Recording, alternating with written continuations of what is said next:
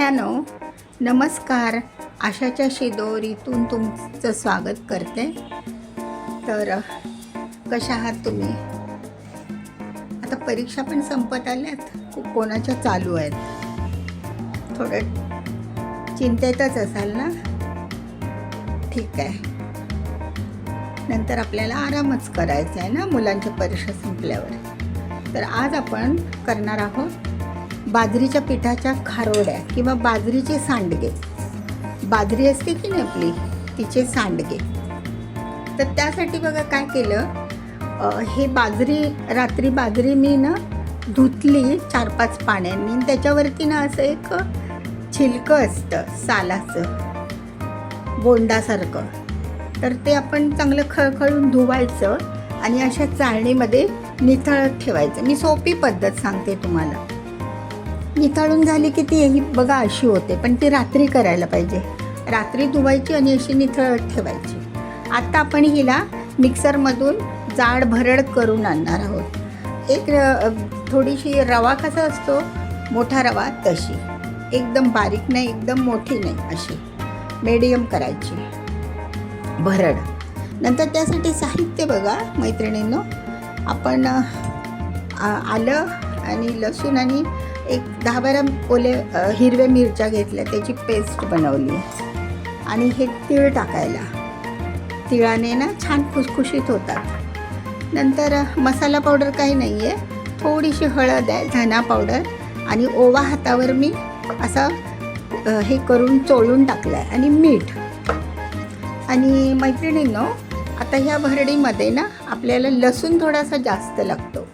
एकदम गावच्यासारखी टेस्ट येते त्या, कारण ते काय भाजी वगैरे नाही करायची ना, ते फक्त तळायचे किंवा काही लोक तशीच पण खातात. खूप सुंदर लागतात ते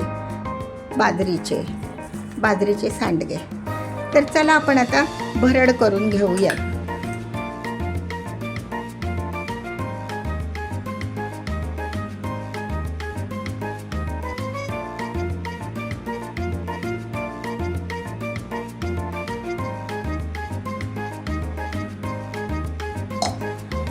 तुमच्याकडे जर मोठा मिक्सर असेल त्याच्यात पण करू शकता, पण आता मी ह्याच्यामध्ये करून घेते जाडसर भरड आणि तुम्हाला दाखवते.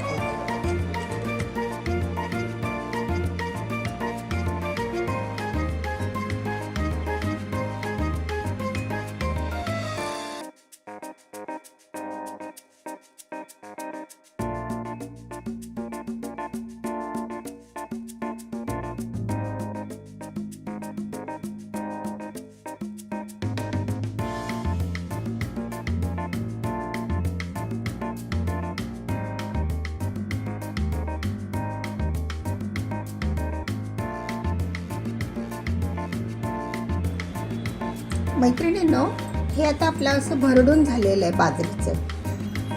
आपण बाजरीची भरड काढलेली बघा, ही अशा प्रकारे असते. एकदम आपला जाडा रवा असतो की नाही तशी, किंवा तशीच जवळजवळ तशी असेल तरच त्याचं बाइंडिंग बरोबर येतं. आता काय करायचं, आपण ह्या बाजरीच्या पिठाच्या आतमध्ये आपण पाणी टाकायचं आणि थोडा वेळ हे असंच ठेवायचं. मग त्याच्यावरती जी सालं असतात ना, ती लाकडासारखी असतात, मग ती वरती येतात, ती गाळून घ्यायची. हे बघा आली की नाही सालं वरती आलीत, बोंडाची सालं. मग ते आपल्याला खारवडीमध्ये ना लाकडासारखं असतं की नाही, ते डिझॉल्व होत नाही किंवा काही होत नाही, तर ते आपल्या दाताखाली येतं आणि कठीण लागतं. असं पूर्ण मावेल तेवढं पाणी होतं.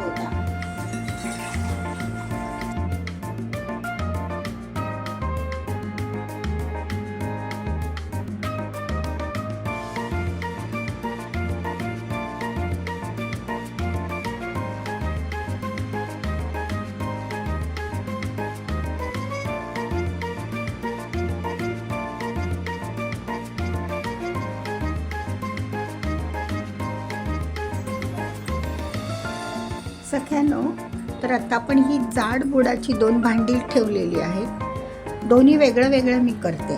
1 किलोचं आहे म्हणजे अर्ध करूया, म्हणजे मग शिजायला बरं, हलवायला बरं पडतं नाही का. तर त्यामध्ये आपण सगळं आता टाकूया साहित्य अर्ध अर्ध.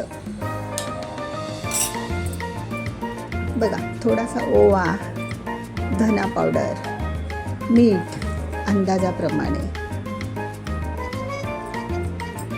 आणि हळद आणि ही आपली मिरचीची भरड, मिरची आणि लसणाची, अद्रकची.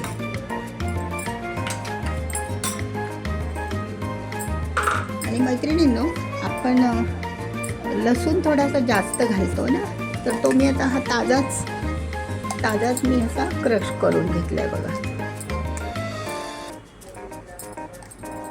ताजा म्हणजे सगळं ताजंच आहे, पण आत्ता सोलून मी घेतला. आता ह्या दुसऱ्या भांड्यात पण असंच आपण टाकून घेऊया सगळं साहित्य.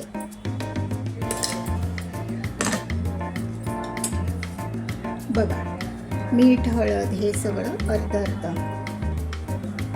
त्याच्यामध्ये टाकलं ना. तसंच मिरचीची भरड थोडी इकडे जास्त आली.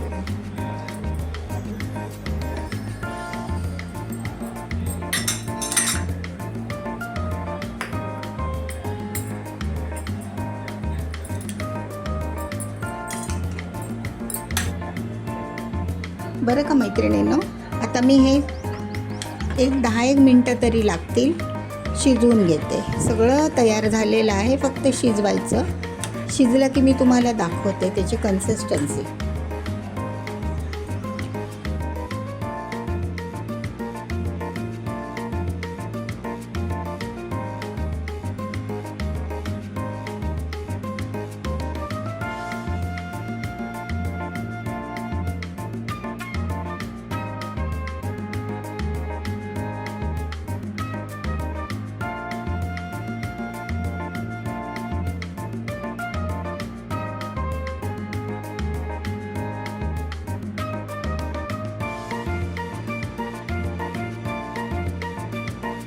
कोथिंबीर मी टाकली नाही जास्त. बाजरी पण काळपट असते, हिरवट.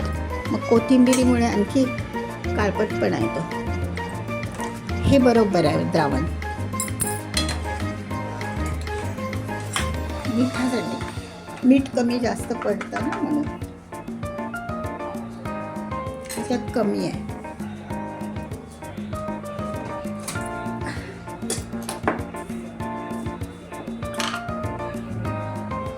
थोडंसं आपण चाखून बघायचं.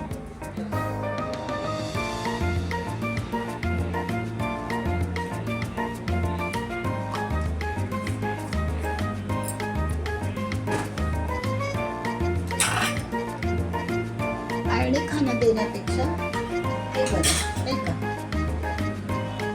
आता हे पाणी चांगलं गरम झालं की त्यामध्ये आपण हे बाजरीचं जे आपण भिजवलेलं द्रावण आहे की नाही ते टाकायचं. पाण्याला उकळी आल्याशिवाय नाही टाकायचं. पाणी उकळून घ्यायचं आणि मग टाकायचं.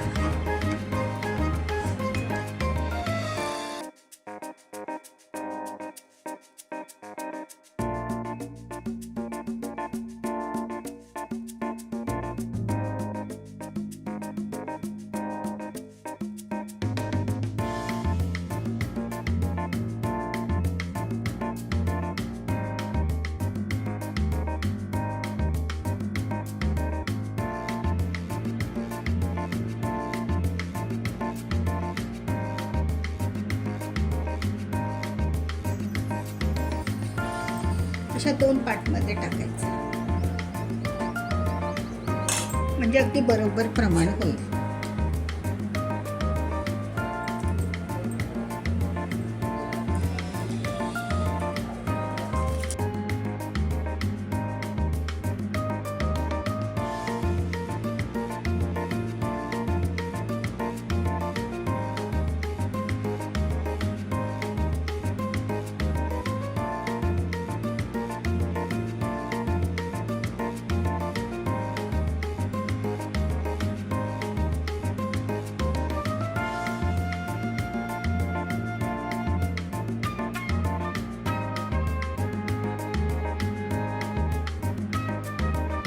आता आपण तीळ पण टाकून घेऊया अर्धे अर्धे.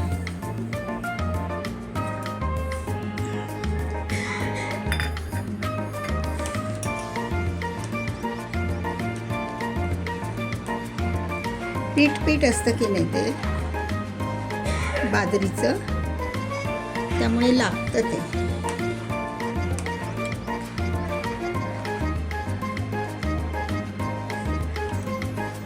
पाणी प्रमाणशीर टाकलं की मग शिजायला वेळ नाही, आटायला नाही, आटवायला वेळ लागतो ना.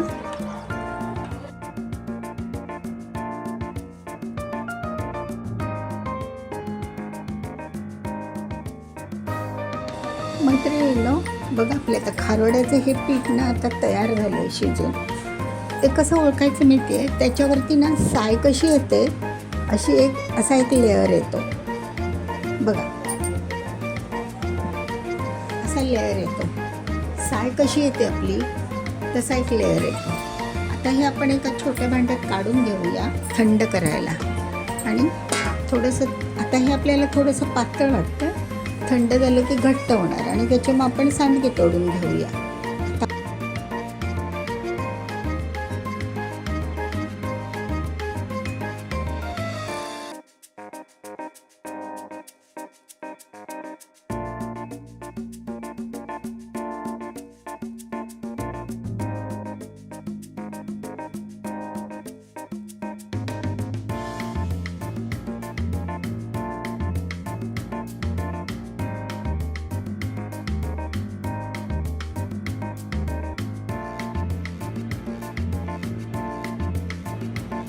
मैत्रिणींनो, तर आपण जे पाणी ठेवलं होतं की नाही टाकून असं बाजरीमध्ये, बाजरीच्या त्या द्रावणामध्ये, तर ते असं बघा हे द्रावण आहे की नाही ह्याच्यावरती ना हे आलेलं आहे सगळं. तर ते आपण आता गाळून काढलं आहे. गाळून काढल्यानंतर बघा असं हे अशी सगळी सालं वरती येतात किंवा त्याची बोंडं असतात ना ती सगळी, मग हीच लाकडासारखी असतात, कठीण असतात, ती दाताखाली येतात. आपण जेव्हा सांडगा तळतो तेव्हा किंवा असंच पण खाल्लं तरी पण ते चावलं जात नाही, म्हणून असं करायचं. ठीक आहे. आता मी हे पाणी हे मळून घेते पीठ सगळ्यांनो. तर बघा आता हे आपलं असं पीठ छान तयार झालेलं आहे बघा. हे पीठ पण थंड व्हायला लावले मी आणि असं वाटीमध्ये पाणी घेऊन आपल्या नेहमीच्या सांडग्यापेक्षा थोडेसे हे मोठे तळायचे. आपण भाजीला नाही वापरत ना हे तळायला किंवा असेच पण भाजून खायला असे वापरतो, त्यामुळे थोडेसे मोठे करायचे. आपले डाळीचे सांडगे कसे असतात, बारीक असतात ना, ते छोट्या साईजचे असतात बघा, पटपट होतात. थंड झालं ना एकदम सगळं मिश्रण सुंदरच होतात.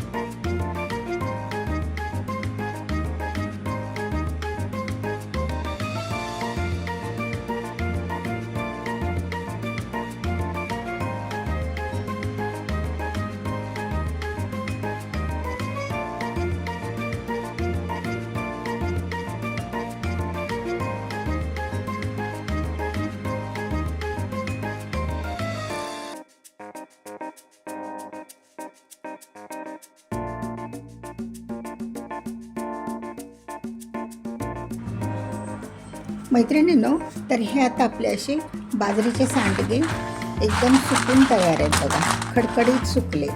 1 किलोमध्ये हे एवढे झाले आणि हे एवढे बघा, म्हणजे बऱ्यापैकी अशी 2 ताटं होतात.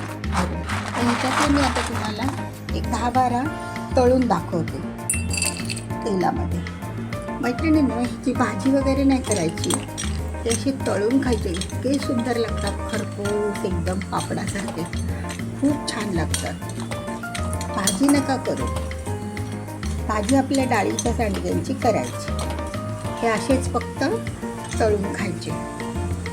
तळून कोण तर लहान मुलं नाही येतात आता सुकता सुकतात कच्चे पण खातात.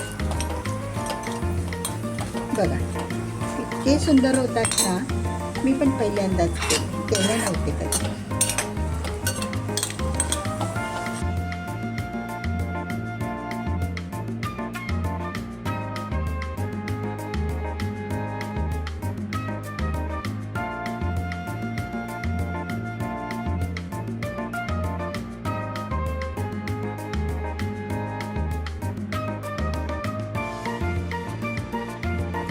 बघा हे आता ना असे कडकडीत सुकलेले आहेत. बघा किती छान झालेत ना, सुंदर झाले. दुसरा पण आहे एक.